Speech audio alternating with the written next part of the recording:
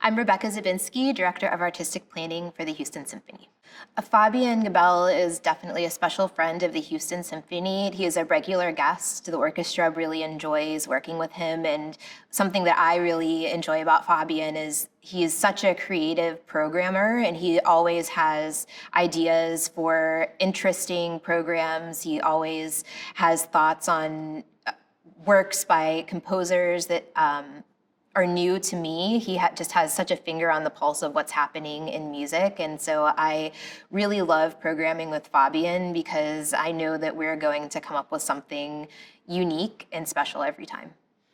Yeah, Fabian has done a lot of French repertoire with the orchestra, and of course, he is a French national, he's Parisian, and something that's also special about Fabian is that he comes from a musical family, and he was an orchestra musician himself, a trumpeter for many years before he began conducting, and so he knows the language of an orchestra, and he's able to really bring that out in his interpretations.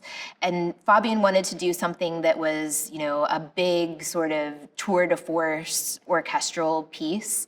And I think, after the concerts in the pandemic, when we were only having really small orchestras or really small ensembles to offer, I think that many conductors now are, feel unleashed because they're able to, have the full forces of an orchestra available to them again. So Fabian is conducting the Fountains and Pines of Rome by Respighi, and this whole program is so theatrical, and it really is a nod to Fabian's experience in playing in an opera pit with opera orchestras. He has that flair for the dramatic about his conducting, and there is nothing more theatrical than the ending of Pines of Rome with that march down the pines of the Appian Way. It's so exciting, it's so iconic, and we're really looking forward to it.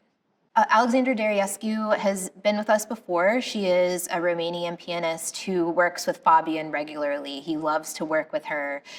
So she was an easy choice to come to us again. Some of our audience might remember her from a program that Fabian conducted where she played the Boulanger Piano Concerto, which was really wonderful. That's kind of a specialty of hers, sort of unearthing music by women composers, by underrepresented composers. But in this case, she's playing something that couldn't be more iconic in the Grieg Piano Concerto, which is, just as theatrical in many ways as the Pines and Fountains of Rome. So it'll be really exciting to have her back with us for this favorite.